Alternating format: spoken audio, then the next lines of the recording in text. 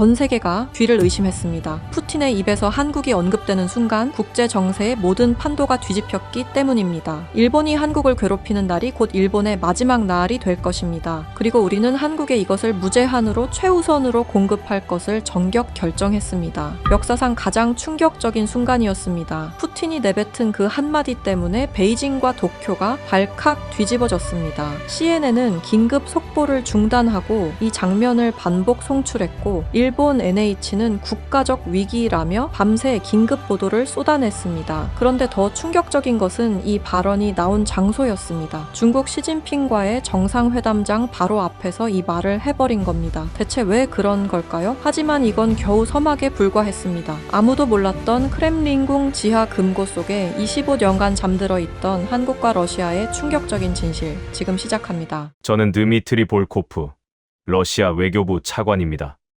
지난 25년간 크렘린궁의 가장 깊고 은밀한 통제실에서 러시아의 모든 외교적 결단과 비밀스러운 거래들을 직접 제 두 눈으로 지켜본 사람입니다.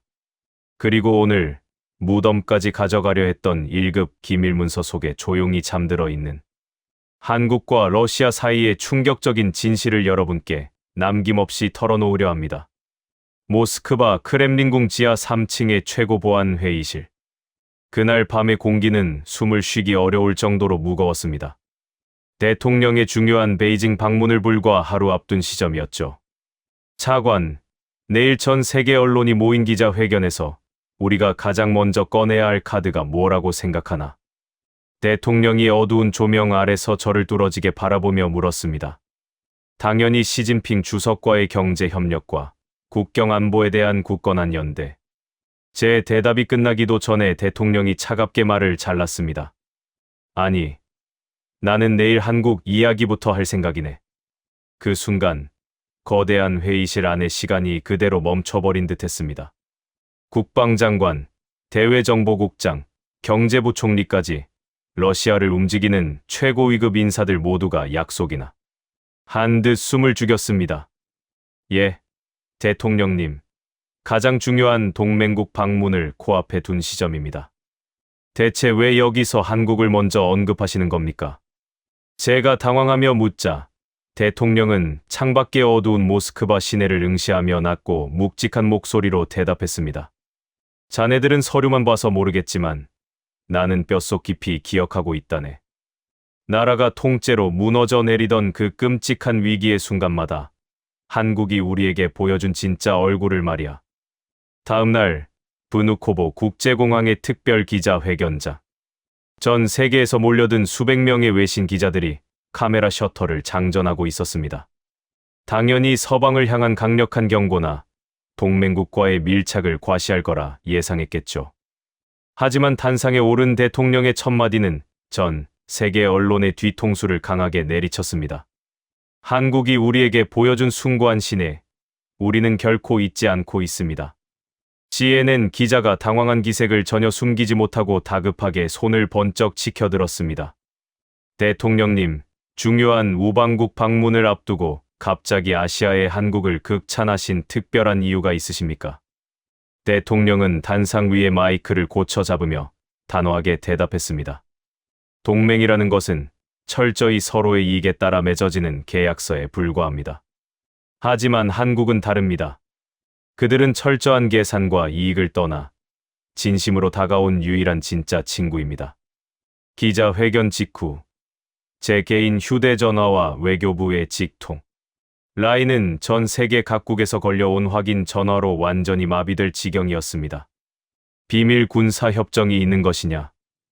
왜 하필 중국이나 일본이 아니라 작은 나라 한국이냐는 질문들이 폭포수처럼 쏟아졌습니다. 하지만 저는 대답할 수 없었습니다. 이 거대한 신뢰의 뿌리는 몇 마디 말로 설명할 수 있는 가벼운 것이 아니었기 때문입니다. 여러분은 아마 상상조차 하지 못하실 겁니다. 러시아 사람들에게 가장 믿을 만한 아시아 국가가 어디냐고 물어보면 압도적인 차이로 1위를 차지하는 곳이 바로 한국입니다. 러시아의 권위 있는 여론조사 기관 VCOM의 최근 데이터를 살펴보면 아시아 국가 중 한국에 대한 호감도는 무려 72%를 훌쩍 넘깁니다. 더 놀라운 것은 화려한 모스크바 같은 서부, 지역보다 혹독한 추위를 견뎌야 하는 시베리아와 극동 지역으로 갈수록 한국에 대한 절대적인 신뢰가 종교처럼 강하다는 사실입니다. 제가 극동 담당 최고위 외교관들에게 그 이유를 물었을 때 그들은 하나같이 똑같은 대답을 내놓았습니다. 차관님, 한국 사람들은 근본부터가 다릅니다. 그들은 목에 칼이 들어와도 한번 맺은 약속은 반드시 지키거든요. 도대체 이 머나먼 백인 기독교 국가의 국민들이 왜 이토록 한국에 열광하는 것일까요? 블라디보스토크에서 열린 동방경제 포럼의 늦은 밤, 저는 대통령과 단둘이 차를 마시며 이 미스터리에 대한 해답을 들을 수 있었습니다. 차관, 자네 생각에 우리가 왜 겉으로는 친한 척하면서도 중국을 완전히 믿지 못한다고 생각하나? 끝없는 국경선 분쟁의 역사도 있고 무엇보다 그들의 거대한 인구가 언제 우리 극동 지역을 집어삼킬지 모른다는 본능적인 공포 때문이겠죠. 정확하네. 그럼 일본은 어떤가? 그들은 쿠릴열도를 호시탐탐 노리는 역사적인 적국이자 이익만을 쫓는 나라 아닙니까? 그렇다면 한국은 어떤가? 대통령의 묵직한 질문에 저는 잠시 멍해졌습니다. 그리고 제 머릿속을 번개처럼 스치고 지나가는 하나의 거대한 진실을 깨달았습니다. 대통령님, 놀랍게도 우리는 150년이 넘는 근현대사 동안 한국과 단 한 번도 직접적인 군사 충돌을 겪은 적이 없군요. 대통령이 만족스러운 미소를 지었습니다. 바로 그거네. 이 잔혹한 제국주의 시대부터 지금까지 우리를 향해 총구를 겨누지 않은 유일한 이유. 오히려 과거 러일 전쟁 당시 야만적인 일본군을 피해 숨어든 우리 부상병들에게 기꺼이 밥을 내어주고 치료를 도와준 사람들이 바로 조선인들이었네. 중국과는 수십 년 전 다만스키 섬에서 치열한 총격전을 벌여 수십 명이 피를 흘렸습니다. 일본과는 제2차 세계대전의 앙금이 여전히 서슬퍼렇게 남아있죠. 하지만 한국과는 단 한 뼘의 영토 분쟁도 피를 흘린 역사도 없습니다. 그러나 단순히 싸우지 않았다는 것만으로 이런 맹목적인 신뢰가 생겨나는 것은 아닙니다. 이 우정의 가장 깊은 밑바닥에는 전 세계 그 누구도 알지 못하는 소름 돋는 비화가 하나 숨겨져 있습니다. 세상이 자본주의와 공산주의로 차갑게 갈라져 있던 서슬퍼런 냉전 시대. 아무도 상상조차 하지 못했던 그 견고하고 거대한 철의 장막을 맨몸으로 거침없이 뚫고 들어온 한 명의 위대한 한국인이 있었습니다. 모든 서구 열강과 거대 자본가들이 동구권은 희망이 없다며 차갑게 등을 돌릴 때 끔찍한 경제 위기에 처해 신음하던 유고슬라비아를 향해 거대한 금융 지원의 손길을 내밀며 나타난 사람. 도대체 대한민국의 정회장이라는 인물은 왜 낯선 동구권 국가에 그토록 파격적인 지원을 결단했던 것일까요? 그리고 그의 그 결단은 어떻게 시간이 흘러 러시아 수뇌부의 심장에 영원히 꺼지지 않는 불씨를 심어놓게 된 것일까요? 그 누구에게도 발설하지 못했던 소름 돋는 진짜 역사가 조용히 베일을 벗기 시작합니다. 이 25년, 아니 그보다 훨씬 더 오래된 신뢰의 씨앗이 처음 뿌려진 곳을 이해하려면 우리는 시간을 약 40년 전으로 거슬러 올라가야 합니다. 세계가 자본주의와 공산주의라는 두 개의 거대한 빙하로 나뉘어 서로에게 날선 총구를 겨누고 있던 시대. 바로 1980년대 후반 냉전의 한복판으로 말입니다. 당시 동구권 국가들의 경제는 걷잡을 수 없이 무너져 내리고 있었습니다. 특히 발칸반도의 맹주였던 유고슬라비아의 상황은 참담함 그 자체였습니다. 살인적인 초인플레이션이 들이닥쳤고 국가부도 사태, 즉 모라토리엄의 짙은 그림자가 목 밑까지 차올랐던 절체절명의 시기였죠. 살아남기 위해 유고슬라비아 정부는 필사적으로 서방 세계에 구원의 손을 내밀었습니다. 하지만 미국의 월스트리트, 영국의 런던, 그리고 이게 가장 빠르게 움직이던 일본의 거대 자본가들은 일제히 차갑게 등을 돌렸습니다. 그들은 공산주의 국가에 돈을 빌려주는 것은 불타는 장작 더미에 달러 다발을 던져넣는 멍청한 짓이라며 대놓고 조롱했습니다. 서방의 은행들은 만기가 돌아온 대출을 연장해 주기는커녕 오히려 유고슬라비아에 남아있던 자금마저 무자비하게 회수하며 숨통을 조였습니다. 거대한 동맹국이 피를 토하며 무너지는 것을 지켜보며 모스크바의 크렘린궁. 수뇌부조차 깊은 무력감과 절망에 빠져 있던 바로 그때였습니다. 누구도 상상조차 하지 못했던 일이 벌어졌습니다. 그 높고 견고했던 철의 장막을 맨몸으로 거침없이 뚫고 서방 언론에는 이름조차 생소했던 아시아의 작은 분단 국가에서 한 명의 위대한 기업가가 유고슬라비아의 수도 베오그라드 공항에 당당히 발을 디딘 것입니다. 그의 이름은 바로 대한민국의 정회장이었습니다. 당시 크렘린궁 지하에 있던 러시아 대외정보국은 즉각 발칵 뒤집혔습니다. 저의 당시 직속 상관이자 극동 담당 최고 책임자였던 이바노프 국장은 책상을 거칠게 내리치며 당황했습니다.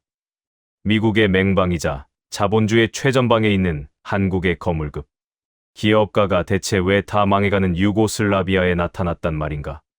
10중 8구 서방의 지시를 받은 첩자이거나 아니면 헐값에 유고슬라비아의 알짜 자산을 집어삼키려는 탐욕스러운 자본가일 것이다. 우리는 그의 일거수일투족을 철저하게 감시했습니다. 그런데 며칠 뒤 베오그라드에서 들려온 첩보 보고서는 크렘린궁 전체를 엄청난 충격의 도가니로 몰아넣었습니다. 우리의 얄팍한 예상은 보기 좋게 산산조각 났습니다. 정 회장은 유고슬라비아 고위 관료들을 만난 자리에서 서방의 그 어떤 거대 은행도 단칼에 거절했던 파격적인 규모의 금융 지원과 대규모 인프라 투자를 단숨에 약속해버린 것입니다. 그것은 철저한 자본주의의 차가운 논리로는 도저히 설명할 수 없는 기적 같은 일이었습니다. 당시 비밀 회담장에 동석했던 우리 측 정보 요원의 낡은 녹취록에는 그날 정 회장이 유고슬라비아 장관을 향해 남긴 묵직한 한마디가 고스란히 기록되어 있습니다. 우리는 차가운 이념의 색깔을 보고 투자하는 것이 아닙니다. 우리는 사람을 봅니다. 그리고 그 사람들과 미래에 맺게 될 굳건한 신의의 모든 것을 거는 것입니다. 우리 대한민국 역시 참혹했던 전쟁의 잿더미 속에서 아무도 우리를 사람 취급하며 믿어주지 않을 때 누군가의 대가 없는 작은 믿음 하나로 다시 일어선 나라입니다. 진짜 친구가 어려울 때 등을 돌리는 것은 대한민국의 방식이 아닙니다. 이 발언은 암호화된 전문을 통해 곧바로 모스크바 크렘린궁 수뇌부로 타전되었습니다. 당시 고르바초프 서기장을 비롯한 소련의 최고 권력자들은 망치로 머리를 세게 얻어맞은 듯한 엄청난 충격에 휩싸였습니다. 오로지 돈의 논리로만 움직이는 줄 알았던 자본주의 국가의 기업가가 그것도 강대국들 사이에 끼어 수많은 핍박을 받았던 아시아의 작은 나라가 피도 눈물도 없이 적대하던 공산주의 국가에 아무런 정치적 조건 없이 거대한 신의의 손길을 내밀었기 때문입니다. 이바노프 국장은 당시 첩보 보고서를 두 손에 꽉 쥐고 창밖의 붉은 광장을 보며 이렇게 혼잣말을 중얼거렸다고 합니다. 일본 놈들이 이익을 쫓아 박쥐처럼 요리조리 계산기를 두드릴 때 한국인들은 피가 끓는 심장으로 움직이는구나. 그들은 진정한 신의가 무엇인지 뼛속 깊이 아는 민족이다. 언젠가 저 작고 강인한 나라가 전 세계를 무릎 꿇게 만들 것이다.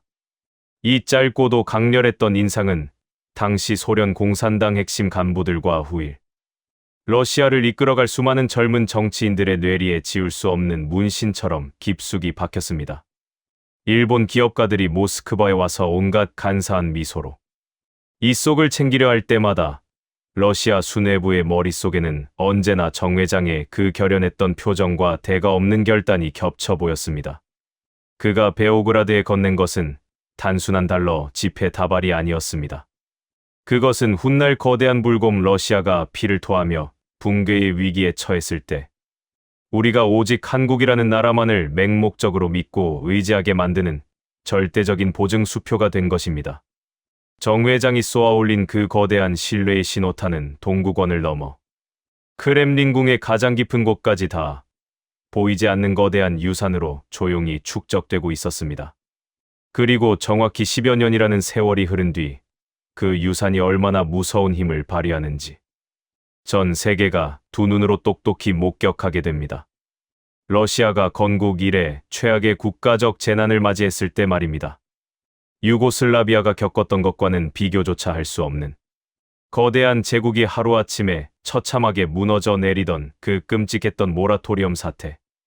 모두가 러시아는 이제 완전히 끝났다고 침을 뱉으며 앞다투어 도망쳤습니다. 영원할 것 같던 모스크바의 불빛이 하나둘 꺼지고 거리에는 휴지 조각이 된 루브라가 낙엽처럼 비참하게 뒹굴었습니다. 그 절망의 한가운데서 잘 나가던 서방 국가들이 모두 야반도주하듯 러시아를 탈출할 때 우리는 10여 년 전 그 약속이 기적처럼 살아 숨쉬고 있음을 목격하게 됩니다. 삼성과 LG의 환한 불빛이 꺼지지 않은 그 텅 빈 붉은 광장. 매서운 눈보라를 뚫고 모스크바 시내에서 유일하게 빛을 밝히며 우리를 기다리고 있던 사람들은 과연 누구였을까요? 1998년 8월 17일. 이 날짜는 저를 비롯한 모든 러시아 사람들의 뼛속 깊은 곳에 영원히 지워지지 않는 끔찍한 낙인처럼 찍혀 있습니다. 러시아 정부가 끝내 버티지 못하고 전 세계를 향해 국가부도 사태, 즉 모라토리엄을 선언한 바로 그날입니다. 루브라의 가치는 불과 몇 시간 만에 무려 70%나 허공으로 증발해버렸습니다.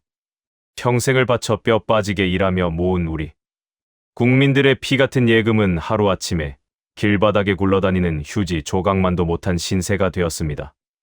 모스크바 시내의 모든 은행 앞에는 굳게 닫힌 철문을 부여잡고 절망에 빠져 통곡하는 사람들의 끝없는 행렬이 이어졌고 슈퍼마켓에 진열되는 폭격을 맞은 것처럼 텅텅 비어버렸습니다.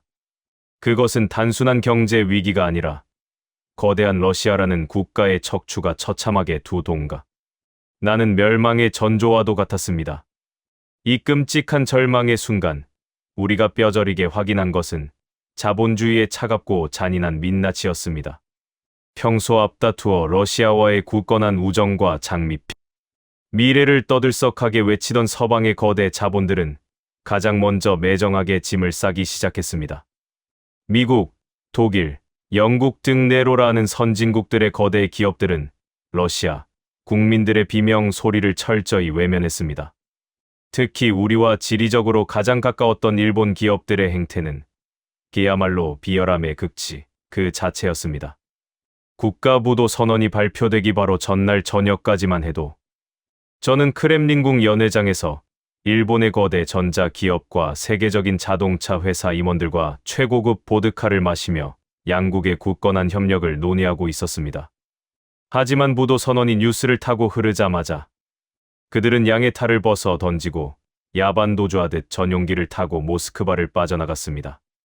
수십 년간 그들의 공장과 매장에서 청춘을 바쳐 헌신했던 수만 명의 러시아 현지 직원들은 퇴직금은커녕 단 한 푼의 위로금도 받지 못한 채 팩스 한 장으로 일방적인 해고, 통보를 받아야만 했습니다.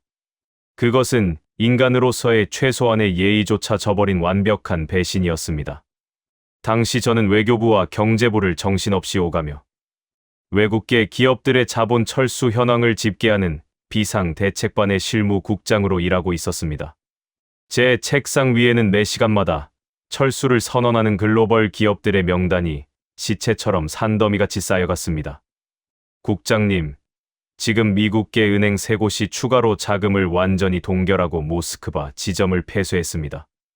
일본의 소니와 파나소닉, 토요타도 모든 현지 자산을 헐값에 매각하고 오늘 밤 정기 항공편으로 주재원들을 전원 철수시킨다고 합니다.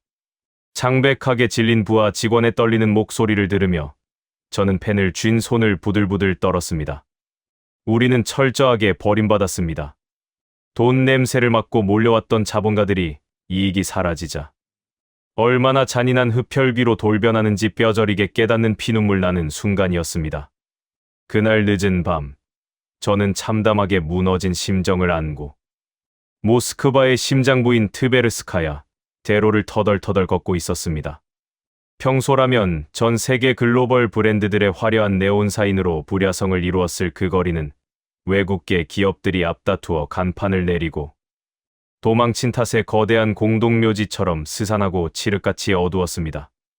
그런데 매서운 시베리아의 칼바람이 몰아치는 그 어둠 속에서 도저히 믿을 수 없는 비현실적인 광경이 제 두 눈을 강력하게 사로잡았습니다. 모두가 떠나버려 죽음의 그림자만이 드리워진 그 텅 빈 거리. 한복판에 유일하게 대낮처럼 환한 불을 밝히고 있는 거대한 매장들이 있었던 것입니다. 눈을 강하게 비비고 다시 보았습니다. 환하게 빛나는 파란색의 거대한 삼성 로고와 붉은색의 LG. 간판이 매서운 눈보라를 꿋꿋하게 뚫고 모스크바의 밤거리를 묵묵히 지켜내고 있었습니다.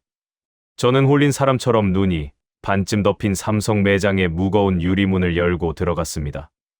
놀랍게도 매장 안은 평소와 다름없이 최고급 가전제품들이 완벽하게 진열되어 있었고, 푸른색 유니폼을 단정하게 차려입은 러시아 현지 직원들이 손님을 맞이할 준비를 하며 굳건히 자리를 지키고 있었습니다. 저는 너무나 당황하고 혼란스러워 매장의 총괄 책임자로 보이는 러시아인 매니저 아나톨리에게 다가가 다급하게 소리쳤습니다. 도대체 여기서 지금 뭘 하고 있는 겁니까? 나라가 완전히 망했습니다. 당신들의 경쟁사인 일본과 미국의 전자 기업들은 이미 오늘 낮에 현지 직원들을 전부 쓰레기처럼 버리고 비행기를 탔습니다. 그런데 왜 당신들은 아직도 간판불을 켜고 문을 열고 있는 겁니까? 제 격양된 질문에 아나톨리는 조금도 흔들림 없는 맑은 눈빛으로, 그러나 깊게 충혈된 눈시울을 애써 참아내며 저를 바라보고 대답했습니다. 오늘 아침 한국의 서울본사 최고 경영진으로부터 다급한 긴급 지시가 내려왔습니다. 우리는 번역된 그 전문을 읽고 매장의 모든 직원이 부둥켜 안고 펑펑 울었습니다. 대체 서울에서 뭐라고 했길래 비행기를 타지 않고 버티는 겁니까? 아나톨리가 품속에서 조심스럽게 고이 접은 팩스 용지 한 장을 꺼내어 저에게 보여주었습니다. 거칠게 번역된 그 종이에는 한국 대기업 최고 경영진의 피가 끓어오르는 단호한 결단이 굵은 글씨로 적혀 있었습니다. 우리는 얄팍한 눈앞의 이익을 위해 우리의 진짜 친구를 결코 버리지 않는다. 러시아 국민들이 국가 부도로 가장 고통받고 피눈물을 흘리는 지금이야말로 우리가 그들 곁에 끝까지 남아 진정한 의리를 보여주어야 할 때다. 단 한 명의 러시아 현지 직원도 절대 해고하지 마라. 루브라의 가치가 휴지 조각이 되어 막대한 적자가 산더미처럼 쌓이더라도 모든 매장에 불을 끄지 말고 정상적으로 영업을 계속해라. 대한민국과 러시아는 영원한 친구다. 그 짧고 강렬한 문장을 마음속으로 읽어 내려가는 동안 꽁꽁 얼어붙어 있던 제 심장에서는 저도 모르게 뜨거운 눈물이 왈칵 쏟아져 내렸습니다. 이것은 단순히 텔레비전이나 냉장고를 파는 전자 제품 대리점의 영업 지침이 아니었습니다. 그것은 벼랑 끝에 내몰려 모든 희망을 잃어버린 러시아 국민들을 향해 아시아의 작은 거인 대한민국이 내미는 거대하고도 따뜻한 구원의 손길이었습니다. 삼성과 LG뿐만이 아니었습니다. 현대자동차의 결단은 더욱 눈물겨웠습니다. 극심한 환율 폭락 때문에 자동차를 한 대 팔 때마다 상상조차 할 수 없는 엄청난 적자를 고스란히 떠안아야 하는 절망적인 상황 속에서도 현대자동차는 결코 전 시장 문을 닫지 않았습니다. 오히려 한국에서 긴급하게 부품 공급을 대폭 늘려 맹추위 속에서 고장 난 러시아 시민들의 낡은 자동차를 이익 없이 성심성의껏 수리해주며 그들의 꽁꽁 언발이 되어 주었습니다. 일본 기업들이 비열하게 뒤통수를 치고 도망간 그 더럽고 차가운 빈자리를 한국 기업들은 얄팍한 계산기를 과감하게 던져버리고 펄펄 끓는 뜨거운 심장으로 가득 채워 넣은 것입니다. 시간이 흘러 1999년 국제 유가가 서서히 상승하며 죽어가던 러시아 경제가 기적처럼 숨통을 트기 시작했습니다. 경제가 조금씩 회복될 기미를 보이자 우리를 버리고 뒤도 돌아보지 않고 도망쳤던 서방과 일본의 비겁한 기업들이 다시 슬금슬금 모스크바 공항으로 기어들어오기 시작했습니다. 그들은 언제 그랬냐는 듯 두꺼운 달러 뭉치를 흔들어대며 다시 러시아 시장을 달콤한 말로 차지하려 했죠. 하지만 그들은 거대한 착각을 하고 있었습니다. 러시아 사람들의 가슴속 깊은 곳에 흉터처럼 새겨진 분노와 동시에 한국을 향해 천뿌리만 뿌리 깊게 내려버린 무한한 신의를 전혀 이해하지 못했던 것입니다. 러시아 국민들의 반응은 차갑고 단호했습니다. 우리가 피를 토하며 쓰러졌을 때 우리를 버리고 도망친 일본과 서방 배신자들의 물건은 단 하나도 사지 않겠다. 대신 우리가 가장 추운 겨울을 보낼 때 홀로 곁을 지켜준 진짜 친구. 대한민국의 물건만으로 우리의 집과 도로를 채우겠다. 그 결과는 전 세계 경제학자들의 턱을 바닥으로 떨어뜨릴 만큼 압도적이고 경이로웠습니다. 한국 기업들은 뻔뻔하게 돌아오려는 경쟁자들이 미처 짐을 풀기도 전에 모스크바를 넘어 저 멀리 시베리아 끝자락까지 거대한 러시아 대륙의 모든 시장을 그야말로 완벽하게 싹쓸이해버렸습니다. 이것은 기업의 단순한 매출 승리가 아니었습니다. 차가운 자본주의의 심장부에서 얄팍한 돈의 논리를 뛰어넘어 거대한 불공. 러시아의 붉은 영혼을 통째로 얻어낸 역사상 가장 위대한 감정의 승리였습니다. 삼성과 LG, 그리고 현대의 불빛이 꺼지지 않은 모스크바 거리. 하지만 한국 대기업들이 보여준 그 눈물겨운 텔레비전과 자동차의 승리는 앞으로 다가올 거대한 문화적, 경제적 융합의 아주 작은 서막에 불과했습니다.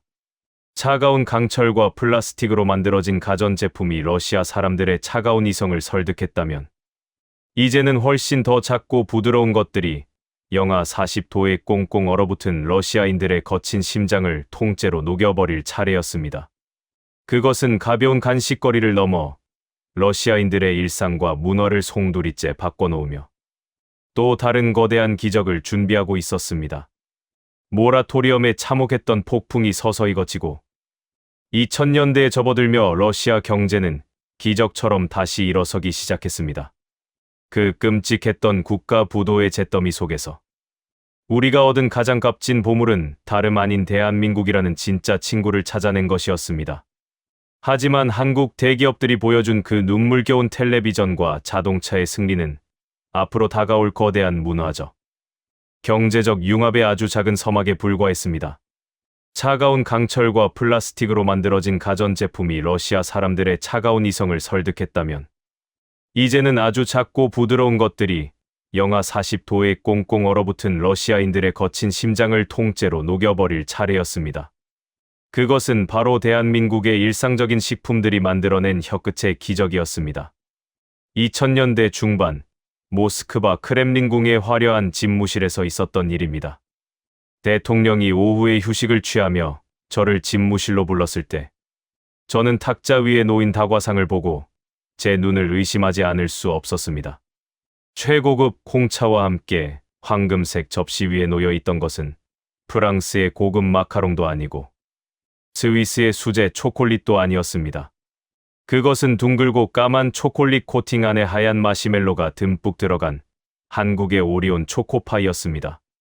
볼코프 차관, 자네도 이 달콤한 한국의 과자를 먹어본 적이 있나? 대통령이 홍차 한 모금을 마시며 기분 좋은 미소와 함께 물었습니다. 네, 대통령님. 요즘 모스크바 시내의 어떤 슈퍼마켓을 가도 가장 눈에 띄는 자리를 장악하고 있는 아주 유명한 녀석입니다. 단순히 유명한 정도가 아니야. 이 작은 과자 안에는 우리 러시아 사람들의 거칠고 메마른 영혼을 위로하는 아주 특별한 힘이 들어있네.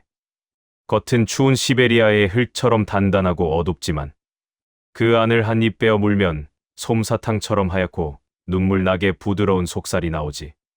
마치 겉으로는 무뚝뚝하지만 속은 한없이 따뜻한 우리 러시아 사람들의 기질을 쏙 빼닮지 않았나. 대통령의 그 농담 섞인 극찬은 결코 과장이 아니었습니다. 초코파이는 순식간에 러시아 전역을 휩쓸며 국민 간식의 반열에 올랐습니다. 러시아인들은 예로부터 뜨거운 홍차를 마시며 달콤한 다과를 곁들이는 차이 문화를 목숨처럼 소중하게 여깁니다. 그 신성한 티타임의 중심에 한국의 초코파이가 완벽하게 자리 잡은 것입니다.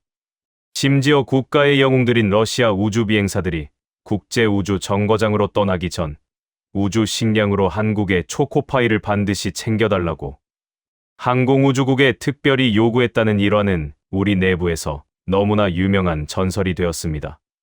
그것은 단순한 간식이 아니라 한국인들이 우리에게 보여주었던 그 따뜻한 신의와 온기를 상징하는 하나의 문화적 부적이 된 셈입니다. 초코파이가 달콤함으로 심장을 녹였다면 러시아 노동자들의 꽁꽁언 뼈와 살을 덮여준 또 다른 한국의 기적이 있었습니다. 바로 팔도에서 만든 사각형 모양의 도시락 라면이었습니다. 끝없이 이어지는 9,000km의 시베리아 횡단 열차를 타보신 적이 있습니까? 며칠 밤낮을 덜컹거리는 좁은 기차 안에서 러시아 사람들은 한국의 도시락 라면에 뜨거운 물을 붓고 옹기종기 모여 앉았습니다. 당시 러시아의 컵라면들은 대부분 동그란 모양이라 흔들리는 기차 안에서 쉽게 엎어지고 쏟아지기 일쑤였습니다. 하지만 한국의 도시락 라면은 납작하고 넓은 사각형 모양이라 아무리 기차가 거칠게 흔들려도 절대 쓰러지지 않았습니다. 게다가 그 매콤하고 진한 국물은 뼛속까지 파고드는 시베리아의 살인적인 추위를 단숨에 몰아내는 마법의 물약과도 같았습니다. 처음에는 매운맛에 기침을 해대던 러시아 사람들은 곧 자신들만의 방식대로 그 한국 라면 위에 하얀 마요네즈를 듬뿍 뿌려 먹으며 완전히 중독되어 버렸습니다. 건설 현장의 노동자들도, 시베리아의 벌목꾼들도, 눈보라치는 시장의 상인들도 모두 이 사각형의 한국 라면을 양손에 소중하게 쥐고 추위를 견뎌냈습니다. 이런 작고 평범해 보이는 식품들의 압도적인 성공은 우리 수뇌부에게 아주 거대하고 중요한 통찰을 안겨주었습니다. 음식은 사람의 몸속으로 직접 들어가는 가장 민감하고 조심스러운 물건입니다. 그 음식을 이토록 맹목적으로 믿고 사랑한다는 것은 이미 러시아 국민들의 잠재의식 속에 대한민국이라는 브랜드가 완벽한 무한 신뢰의 성역으로 자리 잡았다는 것을 의미했습니다. 크렘린궁의 경제 전략가들은 이 현상을 매우 심각하고 진지하게 분석하기 시작했습니다. 차관님, 한국이라는 나라는 정말 무서운 잠재력을 가졌습니다. 그들은 우리의 일상을 지배했을 뿐만 아니라 우리가 도저히 따라갈 수 없는 세계, 최고 수준의 첨단 기술을 조용히, 그러나 무서운 속도로 축적하고 있습니다. 대외정보국의 최신 보고서는 놀라운 사실들을 가리키고 있었습니다. 자원이 넘쳐나는 대국이지만 정작 그것을 활용할 정밀한 첨단 기술이 턱없이 부족했던 우리 러시아에게 한국은 그야말로 하늘이 내려준 완벽한 톱니바퀴의 반쪽이었습니다. 우리는 이 시기부터 한국을 단순한 텔레비전 수입국이 아니라 러시아의 100년 미래를 함께 개척할 거대한 기술적 독립의 파트너로 격상시켰습니다. 러시아가 세계에서 가장 긴 해안선을 가지고 있음에도 낡은 기술력 때문에 스스로 배를 만들지 못해 쩔쩔매고 있을 때 우리는 일본이나 유럽이 아닌 한국의 조선소로 눈을 돌렸습니다. 북극해의 무시무시한 빙하를 깨부수며 천연가스를 실어 나를 수 있는 최첨단 아이스 클래스 선박의 건조를 한국의 대우와 삼성에 전적으로 맡긴 것입니다.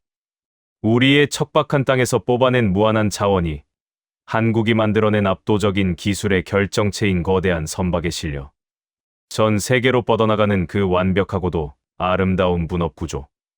그것은 서방의 거만한 자본가들이나 중국의 탐욕스러운 시선에서는 절대 만들어질 수 없는, 오직 서로를 깊이 존중하고 신뢰하는 진짜 친구 사이에서만 가능한 기적의 합작품이었습니다. 한국과 러시아의 관계는 이렇게 전자제품에서 식품으로, 그리고 마침내 국가의 명운을 좌우하는 첨단 산업과 에너지, 안보의 영역까지 그 뿌리를 거침없이 뻗어내렸습니다. 모스크바의 수뇌부부터 시베리아 횡단 열차를 타는 평범한 촌부에 이르기까지 모든 러시아인의 가슴 속에 한국은 결코 배신하지 않는 굳건한 형제의 나라로 각인되었습니다. 이 눈부신 번영과 달콤한 평화 속에서 우리는 두 나라의 앞길에 그 어떤 먹구름도 끼지 않을 것이라 굳게 믿어 의심치 않았습니다. 하지만 역사의 수레바퀴는 무자비하게도 우리가 쌓아올린 이 견고한 우정을 산산조각 내기 위해 또다시 피비린내 나는 잔혹한 시험대를 어둠 속에서 조용히 준비하고 있었습니다. 그것은 1998년의 모라토리엄과는 비교조차 할 수 없을 만큼 전 세계의 노골적인 적이가 우리 러시아의 숨통을 정조준하고 날아온 무시무시한 지정학적 대재앙이었습니다. 2014년 크림반도를 둘러싼 우크라이나 사태가 발발하며 전 세계의 지정학적 판도는 다시 한번 거칠게 요동쳤습니다. 서방 세계는 일제히 날 선 이빨을 드러내며 러시아의 목줄을 강하게 조이기 시작했습니다. 미국과 유럽연합은 유례 없이 강력하고 무자비한 경제 제재를 융단 폭격처럼 쏟아부었고 영원할 것 같던 국제 유가마저 곤두박질치며 러시아 경제는 순식간에 칠흑 같은 암흑 속으로 처박혔습니다. 루블화의 가치는 자고 일어나면 반토막이 나 있었고 모스크바 시민들의 얼굴에는 1998년 모라토리엄의 그 끔찍했던 악몽이 다시 드리우기 시작했습니다. 저는 당시 이미 외교부 차관의 자리에 올라 크렘린궁의 비상 위기관리회의에 매일같이 불려 들어가 피말리는 보고를 감당해야만 했습니다. 차관, 지금 당장 모스크바와 상트페테르부르크에 진출해 있는 외국 기업들의 철수 현황을 브리핑해보게. 경제부 총리가 핏발이 선 눈으로 텅 빈 회의실 탁자를 내리치며 소리쳤습니다. 제 손에 들린 두꺼운 서류철은 또다시 배신자들의 명단으로 빼곡하게 채워져 있었습니다. 총리님, 독일의 지멘스와 프랑스의 르노 등 유럽의 핵심 제조업체들이 생산 라인을 전면 중단했습니다. 미국의 제너럴 일렉트릭을 비롯한 거대 자본들도 신규 투자를 무기한 보류하고 현지 자산을 서둘러 처분할 준비를 하고 있습니다. 특히 일본의 자동차와 전자기업들은 서방의 제재에 가장 먼저 꼬리를 흔들며 발빠르게 짐을 싸서 도망치고 있는 상황입니다. 회의실 안은 무거운 절망감으로 가득 찼습니다. 16년이라는 긴 세월이 흘렀지만 이익 앞에서 박쥐처럼 얼굴을 바꾸는 서방과 일본. 자본의 얄팍하고 잔인한 본성은 단 한치도 변하지 않았던 것입니다. 총리가 깊은 한숨을 내쉬며 고개를 떨구었을 때 저는 서류의 가장 마지막 장을 천천히 넘기며 목청을 가다듬었습니다. 하지만 총리님, 절망하기에는 아직 이릅니다. 여기 도저히 이성적으로는 설명하기 힘든 아주 기이한 보고서가 하나 더 남아 있습니다. 모두의 시선이 저에게 집중되었습니다. 한국 기업들의 동향입니다. 그들은 도망치지 않고 있습니다. 아니, 도망치지 않는 것을 넘어 상식 밖의 행동을 보이고 있습니다. 저는 떨리는 목소리로 놀라운 수치들을 하나씩 읽어 내려갔습니다. 삼성전자는 오히려 이 혼란스러운 틈을 타 러시아 현지 법인의 대규모 자본 증자를 전격적으로 결정했습니다. LG전자 역시 모스크바 외곽의 세탁기 생산 라인을 축소하기는커녕 철야로 가동하고 있습니다. 가장 충격적인 것은 현대자동차입니다. 그들은 루블화 폭락으로 차를 팔수록 막대한 손해를 보는 이 미친 상황 속에서 상트페테르부르크 공장의 생산 라인을 대폭 증설하겠다는 파격적인 투자 계획을 오늘 아침 공식 발표했습니다. 회의실에 있던 장관들은 모두 귀를 의심하며 입을 다물지 못했습니다. 미국과 가장 강력한 군사 동맹을 맺고 있는 한국이 미국의 서슬퍼런 제재 압박을 정면으로 맞아가며 러시아에 남겠다는 것은 그야말로 자살 행위나 다름없어 보였기 때문입니다. 그날 밤, 저는 도저히 끓어오르는 호기심과 벅찬 감동을 주체하지 못하고 한국 대사관의 고위 관계자를 비밀리에 만났습니다. 대사님, 제가 25년간 외교관으로 살며 별의별 꼴을 다 보았지만 지금 한국 기업들의 행동은 정말이지 이해할 수가 없습니다. 본국에서 서방의 압박을 무시하라는 특별한 비밀 지시라도 내려온 겁니까? 왜 그 엄청난 금전적 손해를 무릅쓰고 이 가라앉는 배에 남아있는 겁니까? 한국 대사는 따뜻한 홍차를 한 모금 천천히 마신 뒤 온화하지만 바위처럼 단단한 눈빛으로 저를 바라보며 대답했습니다. 볼코프 차관님, 세상에는 계산기만 두드려서는 절대 얻을 수 없는 더 크고 위대한 가치들이 있습니다. 우리는 이미 16년 전 가장 추웠던 모스크바의 밤거리에서 진짜 우정이 무엇인지 함께 증명해 낸 역사가 있지 않습니까? 대한민국 사람들은 한 번 친구라고 가슴에 새긴 사람은 그가 병들고 쓰러졌다고 해서 결코 등 뒤에 칼을 꽂거나 외면하지 않습니다. 그것이 우리가 수천 년간 이 험난한 아시아 대륙에서 살아남고 번영해 온 진짜 힘, 바로 의리라는 것입니다. 그 의리라는 짧고 묵직한 단어가 제 가슴에 거대한 종을 치듯 웅장하게 울려 퍼졌습니다. 그들은 1998년에 이어 2014년에도 우리의 가장 뼈아픈 위기의 순간마다 구원자처럼 묵묵히 곁을 지켜주었습니다. 이 눈물겨운 소식은 곧바로 크렘린궁의 통제를 넘어 러시아 전역의 언론을 타고 들불처럼 번져나갔습니다. 러시아의 유력 일간지 이즈베스티아는 일면 전체를 할애하여 위기의 진짜 친구, 대한민국이라는 제목의 대형 특집 기사를 쏟아냈습니다. 기사의 내용은 그야말로 찬사 일색이었습니다. 미국과 유럽이 이빨을 드러내고 일본이 등 뒤에서 비열하게 우리를 찌를 때 한국만은 우리의 손을 절대 놓지 않았다. 이익이 있을 때만 단물만 빨아먹는 자들과는 차원이 다른 뼛속까지 고결한 파트너다. 이 기사가 나간 직후 브콘탁테를 비롯한 러시아의 모든 소셜 미디어는 한국을 향한 맹목적인 감사와 애정의 댓글들로 완전히 도배되었습니다. 러시아 국민들은 자발적으로 일본과 서방 제품 불매 운동을 벌이는 동시에 마트의 진열대에서 초코파이와 한국산 라면을 모조리 싹쓸이하기 시작했습니다. 자동차를 살 때도 굳이 돈을 더 모아 현대자동차 대리점의 문을 두드렸고, 거실의 텔레비전은 무조건 삼성이나 LG로 바꾸는 거대한 국민적 보온 운동이 일어난 것입니다. 하지만 러시아 수뇌부의 냉철한 전략가들은 단지 이 뜨거운 감정적 의리만으로 두 나라의 끈끈한 관계를 모두 설명하려 하지 않았습니다. 우리가 한국에 그토록 열광하고 그들을 맹신하게 된 데에는 감정을 철저히 배제하고 지도책을 펼쳐보았을 때 나타나는 너무나도 완벽하고 소름 돋는 지정학적 기적이 숨어 있었기 때문입니다.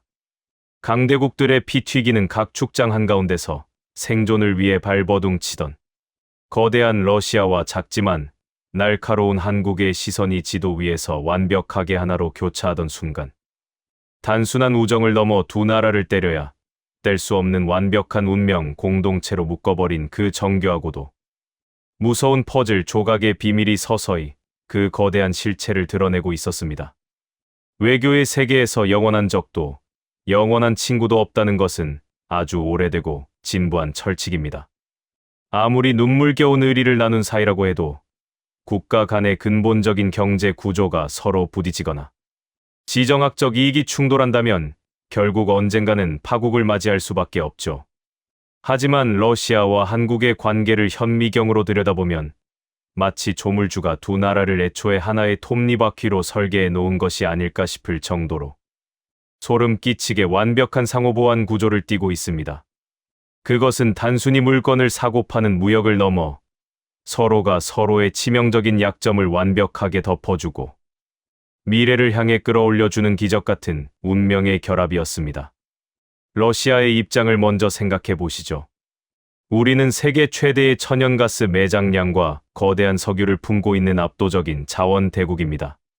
하지만 우리에게는 늘 치명적인 아킬레스건이 있었습니다. 바로 그 거친 자원을 정밀하게 가공하고 첨단 산업으로 발전시킬 수 있는 고도의 기술력이 턱없이 부족하다는 점이었습니다.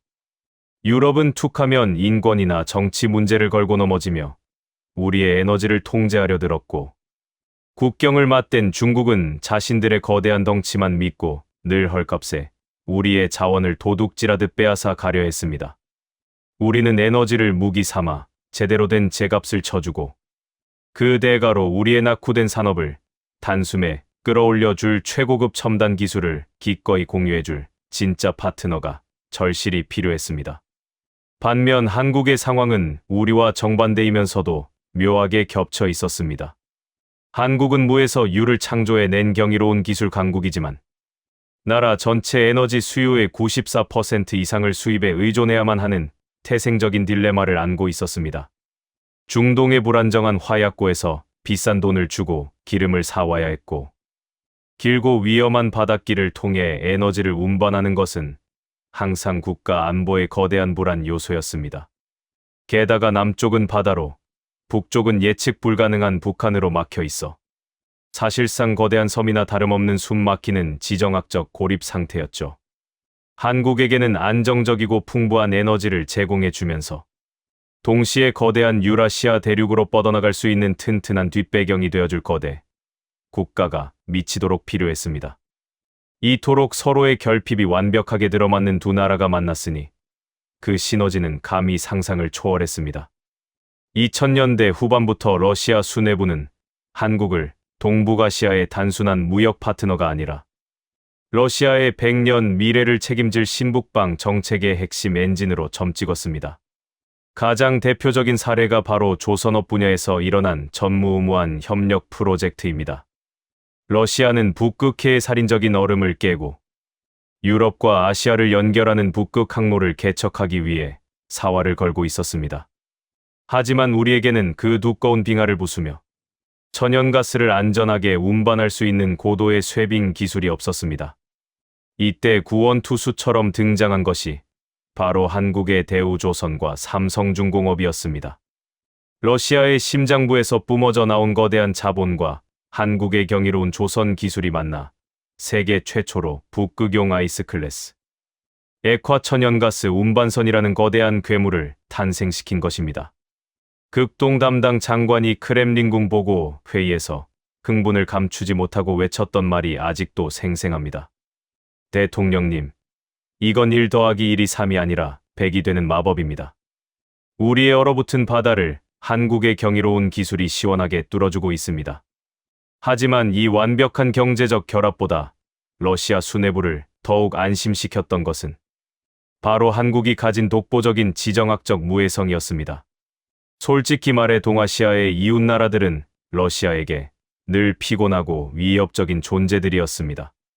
일본은 호시탐탐 쿠릴 열도를 자기네 땅이라 우기며 틈만 나면 국제사회에서 우리를 골칫거리로 만들었고, 중국은 겉으로는 웃으면서도 텅 빈 우리의 극동 지역으로 무서운 속도로 인구를 밀어넣으며 보이지 않는 영토 침략을 감행하고 있었습니다. 우리는 강대국에 둘러싸여 항상 날 선 경계심을 늦출 수가 없었죠. 그런데 지도를 가만히 내려다 보십시오. 한국은 달랐습니다. 러시아와 단 한 뼘의 영토 분쟁도 없고, 과거 역사 속에서 서로의 가슴에 총부리를 겨눈 적도 없는 유일무이하고 깨끗한 이웃. 영토적 야욕은 눈곱만치도 없으면서 오직 압도적인 기술력과 두터운 신의만을 무기 삼아 우리에게 다가오는 나라. 러시아 입장에서 한국은 아무런 뒤통수 맞을 걱정 없이 마음껏 등을 내어줄 수 있는 그야말로 신이 내려준 지정학적 성역이자 오아시스였던 것입니다. 두 나라는 이렇게 의리와 신뢰, 그리고 완벽한 경제적 톱니바퀴라는 삼박자를 맞추며 그 누구도 흔들 수 없는 황금기를 구가하고 있었습니다. 하지만 이토록 눈부신 번영과 완벽한 밀월 관계를 뱀처럼 음흉한 눈으로 질투하고 시기하던 세력이 존재했습니다.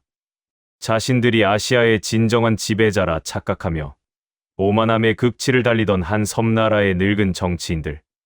그들은 한국이 러시아의 거대한 자원과 손을 잡고 무서운 속도로 비상하는 것을 도저히 눈뜨고 지켜볼 수 없었습니다.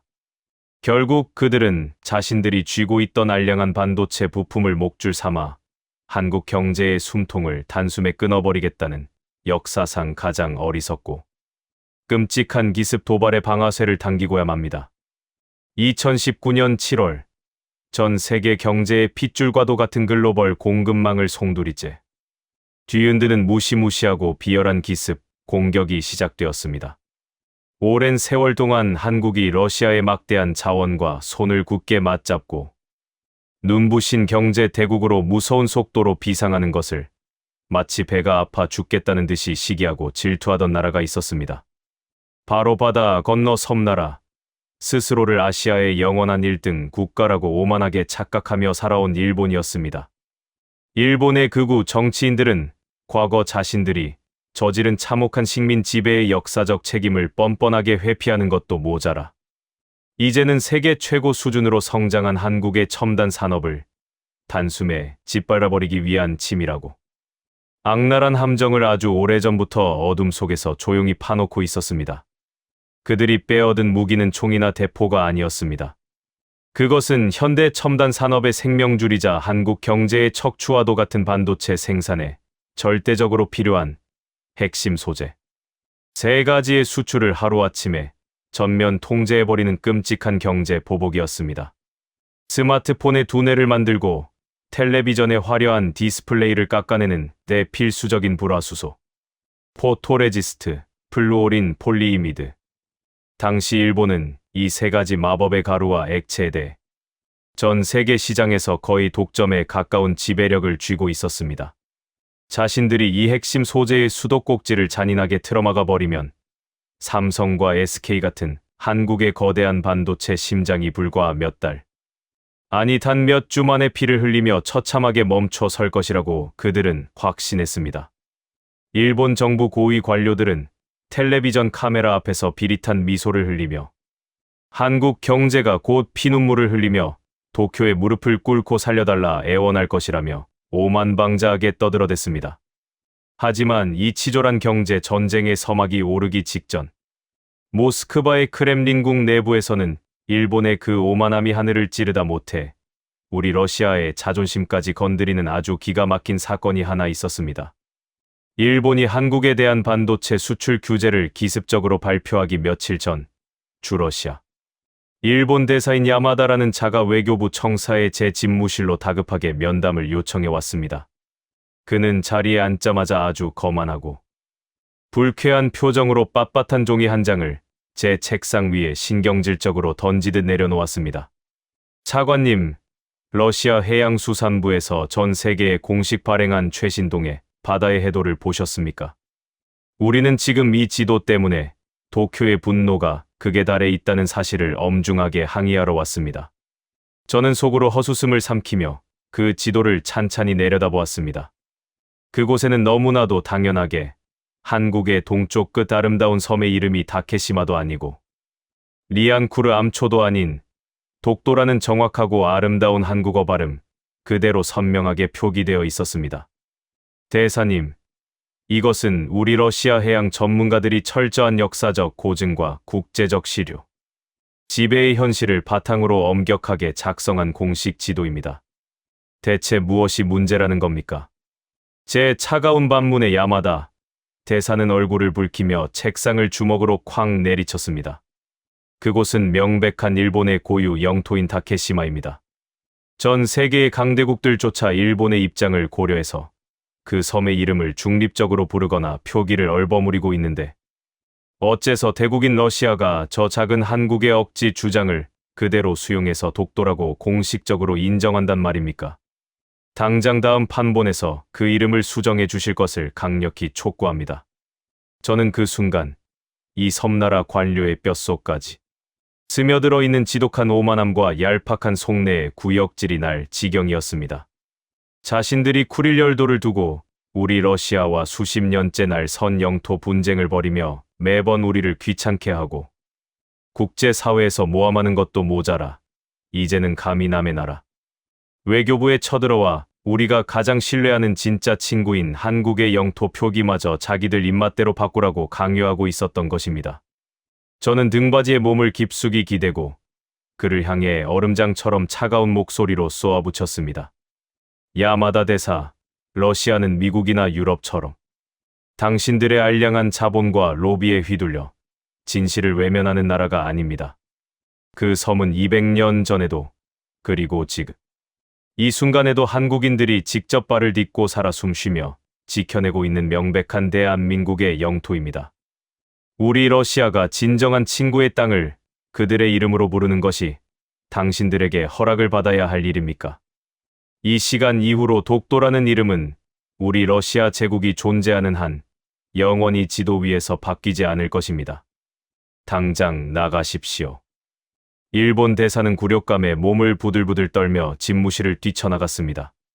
그리고 며칠 뒤 마치 이 굴욕에 대한 화풀이라도 하듯 일본 정부는 한국을 향해 반도체 소재 수출 규제라는 잔인한 칼을 뽑아들었습니다.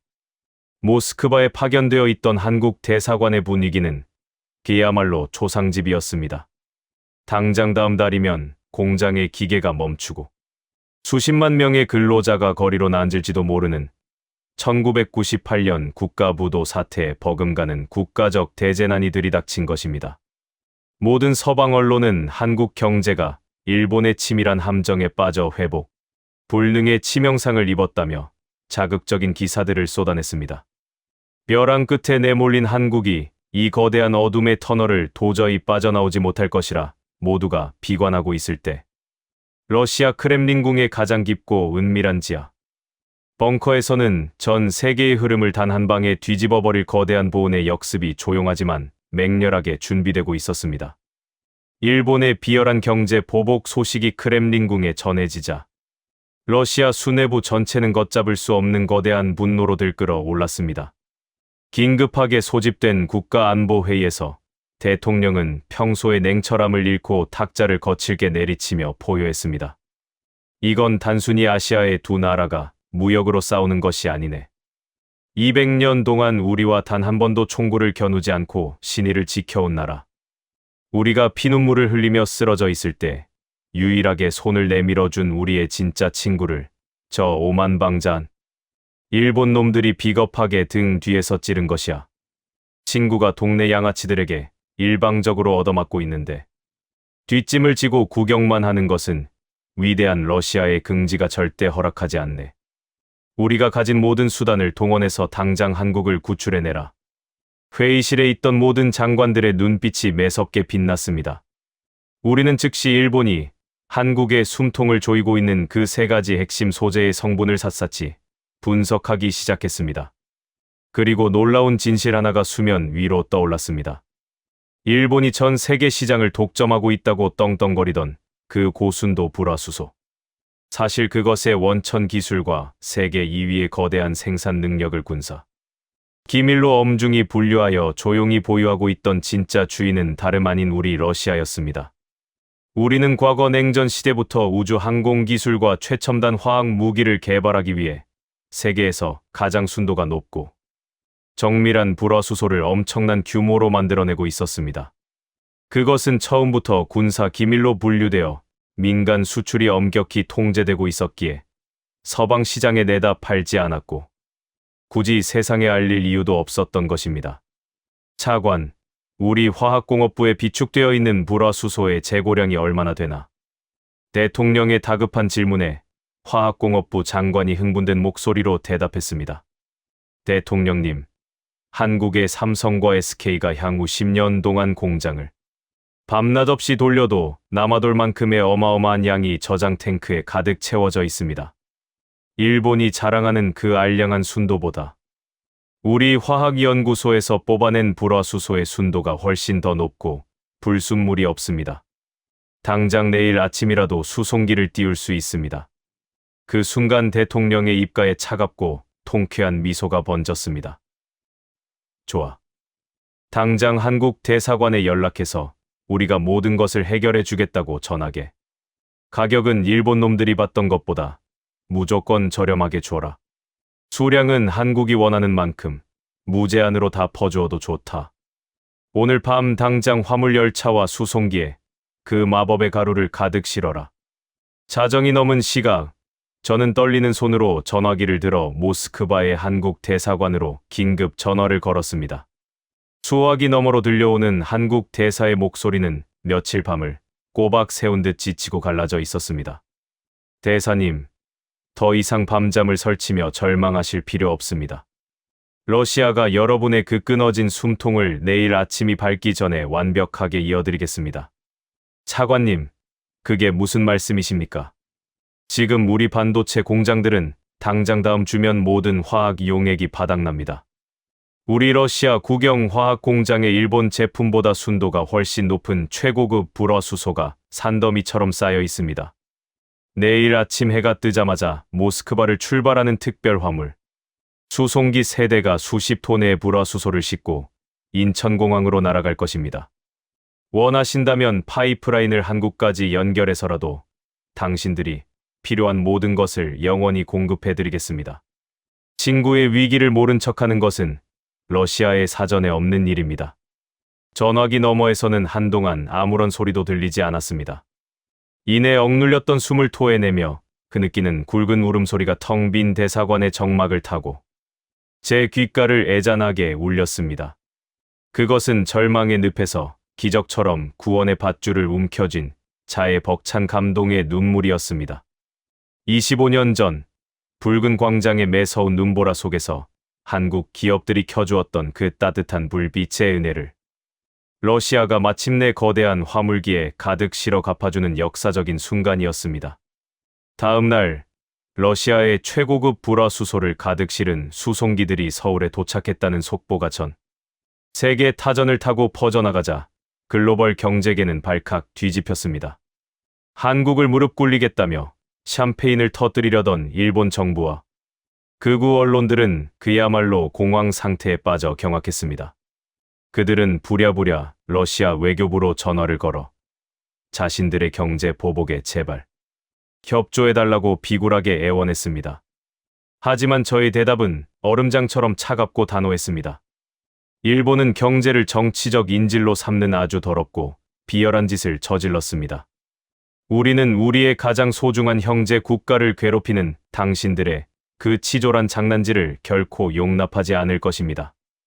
이제 한국 반도체의 새로운 파트너는 영원히 우리 러시아입니다. 러시아가 단 하루 만에 판을 완벽하게 뒤집어버리자 뒤늦게 눈치를 보던 중국마저 허둥지둥 한국에 대체 소재를 공급하겠다며 숟가락을 얹으려 달려들었습니다. 결국 일본의 그 오만방자했던 경제 도발은 한국 경제에 치명상을 입히기는커녕 스스로 자신들의 거대한 수출 시장을 러시아에 영원히 뺏겨버리는 역사상 가장 멍청하고 뼈아픈 자살골로 끝이 나버렸습니다. 이 거대한 역전극의 중심에는 이익을 쫓아 이리저리 흔들리는 얄팍한 계산이 아니라 25년의 세월 동안 비가 오나 눈이 오나 서로의 곁을 묵묵히 지켜주었던 한국과 러시아의 그 숭고하고 뜨거운 의리가 시퍼렇게 살아 숨쉬고 있었습니다. 하지만 크렘린궁의 가장 깊은 지하실에서는 이 빛나는 우정의 이면에서 우리 러시아가 한국의 손을 이토록 절박하게 꽉 부여잡을 수밖에 없는 피를 말리는 지정학적 공포와 외로운 딜레마가 무겁게 자리 잡고 있었습니다. 우리가 일본의 숨통을 조이던 치졸한 경제 보복을 단 하루 만에 무력화시키고 한국의 손을 굳게 맞잡은 사건은 단순히 과거의 은혜를 갚는 뜨거운 감정적 보응만은 아니었습니다. 서방의 언론들은 겉으로 드러난 화려한 외교 수사만 보고 러시아와 중국이 미국의 패권에 맞서기 위해 세상에서 가장 강력하고 끈끈한 피로 맺어진 동맹이라고 끊임없이 떠들어댑니다. 하지만 모스크바 크렘린궁의 두꺼운 벽창호 너머 가장 깊고 은밀한 지하 벙커에서 매일 아침 열리는 국가안보 최고위급 회의의 공기는 서방의 그 얄팍한 짐작과는 완전히 다릅니다. 오히려 우리 러시아 수뇌부의 뼛속 깊은 곳에는 국경을 맞대고 있는 저 거대하고 탐욕스러운 이유 나라 중국에 대한 서슬퍼런 공포와 걷잡을 수 없는 경계심이 독버섯처럼 소름 끼치게 자라나고 있었습니다. 지도를 펼쳐놓고 러시아의 척박한 극동 지역을 한번 가만히 들여다보십시오. 유럽과 맞닿은 서부 지역에서 수천 킬로미터를 달려 우랄산맥을 넘어오면 상상을 초월하는 광활한 시베리아와 극동의 대지가 끝없이 펼쳐집니다. 이 거대한 땅에는 천연가스와 석유, 그리고 금과 다이아몬드 같은 흑진주들이 무한하게 묻혀 있지만 정작 이 땅을 지키고 살아가는 러시아인의 수는 고작 700만 명 남짓에 불과합니다. 그런데 꽁꽁 얼어붙은 아무르강 하나를 사이에 두고 얇은 국경을 마주한 남쪽 중국의 동북 삼성 지역에는 무려 1억 명이 넘는 거대한 인구가 바글거리며 살아가고 있습니다. 이 압도적이고 폭력적인 인구의 불균형은 러시아 전략가들에게 매일 밤 숨을 턱 막히게 하는 끔찍한 악몽과도 같았습니다. 2000년대에 접어들면서 우리의 그 불길한 악몽은 점점 눈앞에 끔찍한 현실로 나타나기 시작했습니다. 합법과 불법을 교묘하게 넘나들며 본물 터지듯 수십만 명의 중국인들이 일자리를 찾고 돈을 벌기 위해 러시아 극동 지역으로 무섭게 밀려 들어오기 시작한 것입니다. 블라디보스토크나 하바롭스크 같은 극동의 심장부 도시들에 있는 거대한 전통시장은 이미 오래전에 중국 상인들의 거친 중국어 억양에 완전히 점령당해 버렸습니다. 시베리아의 울창하고 광활한 타이가 숲에서는 수많은 중국 벌목 회사들이 허가받은 구역을 교묘하게 벗어나 우리의 소중한 나무들을 마구잡이로 베어내어 밤낮 없이 쉴 새 없이 국경 너머로 실어 나르고 있었습니다. 심지어 광활하게 버려진 농경지들마저 중국인 농부들의 손에 넘어가 농약으로 얼룩진 채 거대한 중국의 식량 공급 기지로 전락해 가고 있었습니다. 대외정보국의 아시아 담당 최고 책임자가 대통령 주재 비밀의에서 핏대를 세우며 경고했던 그 절박한 목소리가 아직도 귓가에 생생하게 맴돕니다. 대통령님, 이대로 가다가는 10년 안에 총 한 방 쏘지 않고 우리 극동 지역 전체가 중국의 완전한 경제적 식민지가 되고 말 것입니다. 겉으로는 조용한 이주 같지만 이것은 인구를 무기 삼아 영토를 서서히 집어삼키는 세상에서 가장 무섭고 소름 돋는 침묵의 침략입니다. 그의 경고는 결코 피해망상이 아니었습니다. 우리는 1969년 국경 지역인 다만스키 섬에서 양국 군대가 기관총을 난사하며 수백 명의 사상자를 냈던 피비린내 나는 군사 충돌의 역사를 아직도 똑똑히 기억하고 있습니다.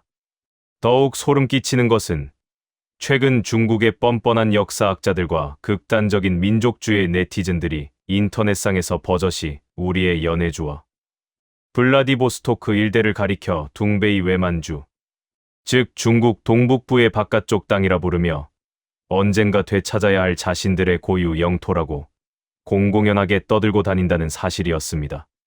경제적인 종속 역시 우리의 목을 서서히 조여오고 있었습니다.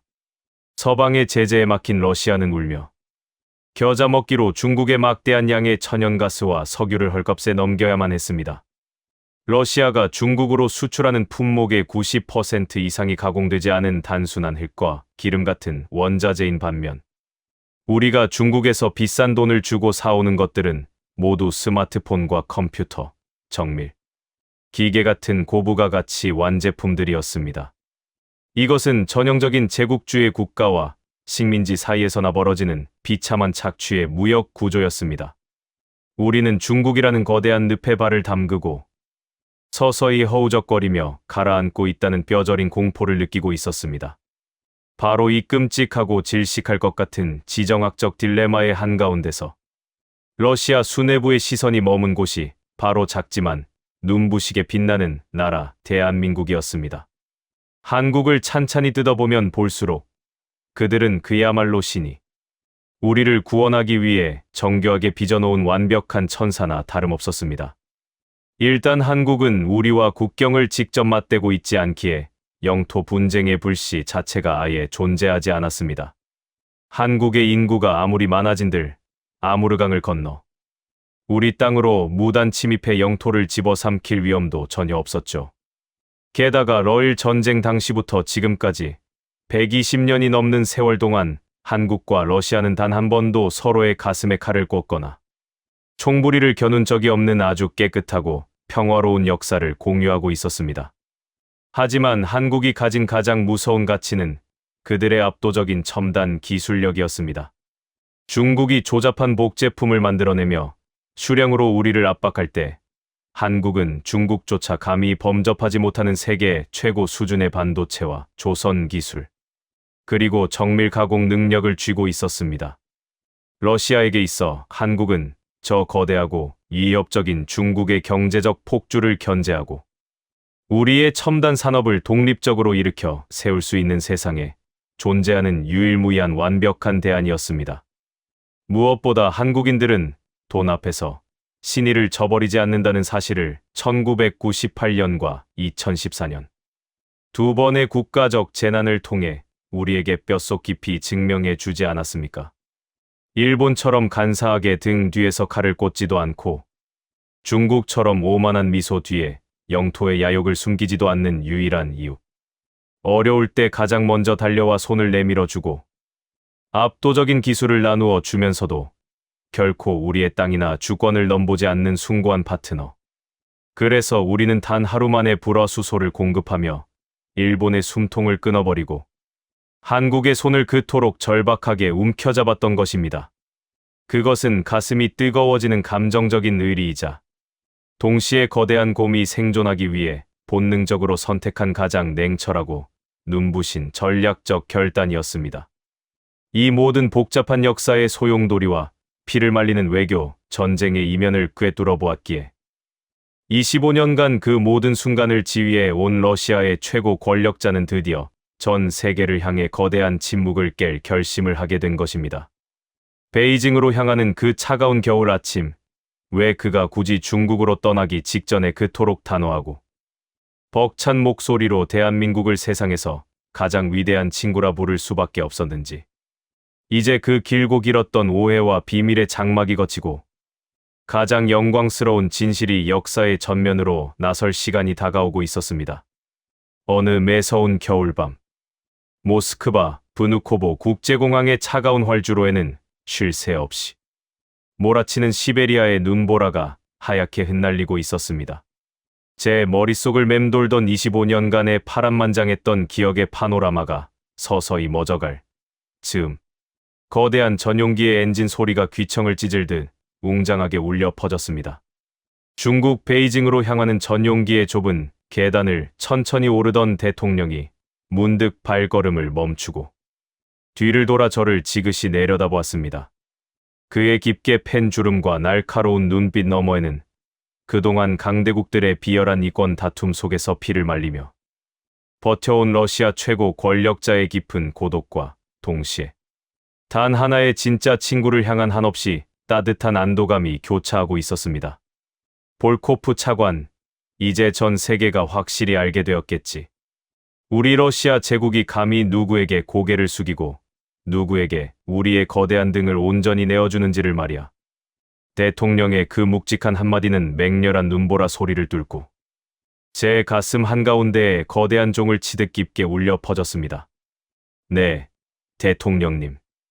1980년대 베오그라드에서 시작된 정 회장의 위대한 결단부터 1998년 텅 빈 붉은 광장을 홀로 밝히던 한국 기업들의 눈물겨운 불빛, 그리고 2019년 일본의 비열한 목줄을 단 하루 만에 끊어버린 우리의 벅찬 보은까지.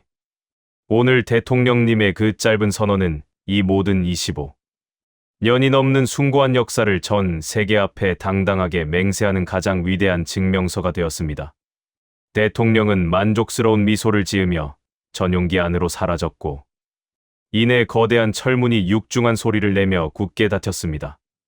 비행기가 굉음을 내며 어두운 밤하늘을 향해 솟구쳐 오르는 순간 제 휴대전화는 다시 한번 쉴 새 없이 울리기 시작했습니다. 하지만 이번에는 서방 언론들의 당황 섞인 질문이 아니었습니다. 그것은 전 세계에 퍼져 있는 우리 러시아 국민들의 폭발적이고도 감동적인 메아리였습니다. 러시아의 최대 소셜 미디어인 브콘탁테와 텔레그램의 모든 채널은 대통령의 발언을 환영하는 수천만 개의 댓글들로 완전히 뒤덮이고 있었습니다. 맞아. 한국은 진짜 의리 있는 나라야. 우리가 가장 춥고 배고플 때 유일하게 곁에 남아준 진짜 형제지. 이익만 쫓아다니며 언제 우리 뒤통수를 칠지 모르는 중국이나 일본과는 근본부터가 달라. 영원하라 대한민국. 그들이 남긴 글자 하나하나에는 텔레비전이나 자동차 같은 물건을 넘어 한국인 특유의 끈끈한 정과 무한한 신의에 대한 종교와도 같은 맹목적인 믿음이 시퍼렇게 살아 숨쉬고 있었습니다. 다음 날 아침, 전 세계 주요 외신들의 헤드라인은 그야말로 충격과 경악의 도가니였습니다. 미국의 뉴욕타임스는 러시아가 아시아의 동맹 구조를 송두리째 뒤흔들었으며 그 중심에는 위대한 끈기의 나라 한국이 있다고 대서특필했고, 영국의 BBC는 자본주의와 공산주의의 해묵은 이념을 뛰어넘어 오직 신의 하나로 강대국의 심장을 정복한 대한민국의 기적이라는 찬사를 아끼지 않았습니다. 반면 우리 극동 지역을 호시탐탐 노리며 겉으로는 웃고 있던 중국은 침묵 속에서 당혹감을 감추지 못했고, 과거 반도체 수출을 통제하며 한국의 숨통을 끊으려 했던 일본 정부는 완전히 사색이 되어 발만 동동 구르고 있었습니다. 일본의 알량한 경제 보복이 오히려 러시아와 한국이라는 자원과 기술이 완벽하게 결합된 세상에서 가장 무서운 거대의 파트너십을 탄생시키는 결정적인 기폭제가 되어버렸기 때문입니다. 외교관으로서 25년을 살아오면서 저는 수많은 나라의 흥망성쇠와 이익 앞에서 휴지 조각처럼 버려지는 수많은 조약들을 뼈저리게 지켜보았습니다. 미국과 유럽처럼 거대한 자본으로 사람의 환심을 사는 나라들은 많습니다. 중국이나 과거의 소련처럼 무시무시한 군사력으로 상대를 공포에 질리게 하여 무릎 꿇리는 나라들도 있죠. 하지만 대한민국은 완전히 달랐습니다. 그들은 한 줌의 흙도 단 한 방울의 기름도 나지 않는 척박한 땅에서 태어나 전 세계가 코웃음 치던 절망의 구렁텅이에서 오직 사람의 힘과 불굴의 의지 하나만으로 세계 최고의 첨단 기술을 빚어냈습니다. 그보다 더 위대한 것은 그 압도적인 기술과 불을 움켜쥐고도 결코 교만하지 않았으며 자신들이 어려울 때 받은 은혜를 절대 잊지 않고 친구가 벼랑 끝에 몰렸을 때 기꺼이 손해를 감수하며 곁을 지켜주었다는 사실입니다. 동맹은 철저한 계산기 위에서 맺어지지만 진짜 친구는 피가 끓는 심장으로 맺어집니다. 이해관계로 맺어진 조약은 이익이 사라지면 내일이라도 당장 휴지 조각이 되지만 모라토리엄의 혹한과 경제 제재의 빗발치는 총탄 속에서 서로의 체온을 나누며 쌓아올린 이 강철 같은 신뢰는 100년, 아니 1000년이 지나도 결코 무너지지 않을 것입니다.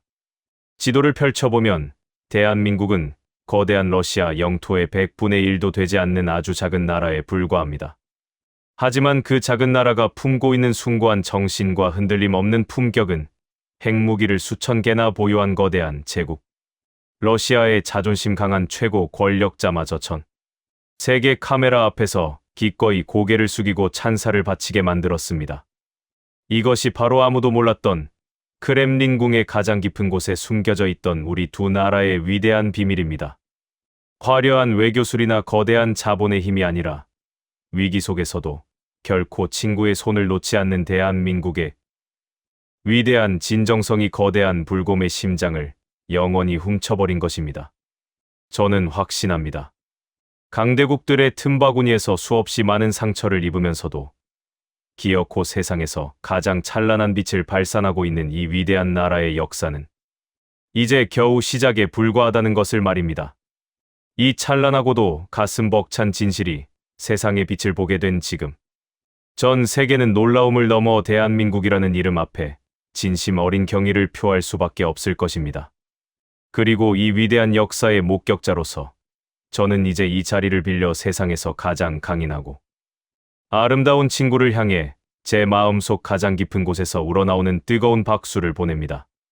여러분, 지금까지 러시아 외교부 차관 드미트리 볼코프의 25년 기밀 증언을 함께 하셨습니다. 어떠셨습니까? 1998년 모라토리엄, 72%의 대한민국 후감도 단 하루 만에 날아온 수십 톤의 보라수소. 숫자만 보면 믿기 어렵습니다. 하지만 그 숫자 뒤에는 눈보라 속에서도 간판 불을 끄지 않았던 한 명의 러시아인 매니저가 있었고, 자정 넘어 떨리는 손으로 서울에 팩스를 보냈던 이름 모를 경영진이 있었습니다. 아무도 믿어주지 않을 때 묵묵히 남았습니다. 조용히 쌓았습니다. 그리고 마침내 거대한 불곰이 전 세계 카메라 앞에서 먼저 한국의 이름을 불렀습니다. 가슴이 뜨거워지셨다면 댓글에 1이 두 글자만 남겨주십시오. 여러분의 댓글 하나가 이 역사를 더 많은 사람에게 닿게 하는 힘이 됩니다. 그리고 지금 이 영상을 소중한 분께 공유해 주십시오. 자국 기업이 어려울 때 등을 돌린 나라들과 끝까지 남은 나라의 차이를 아는 것. 그것이 우리가 앞으로 어떤 나라를 만들어가야 하는지를 알려주는 나침반이 됩니다. 다음 영상에서는 더 깊은 진실을 가지고 찾아오겠습니다. 감사합니다.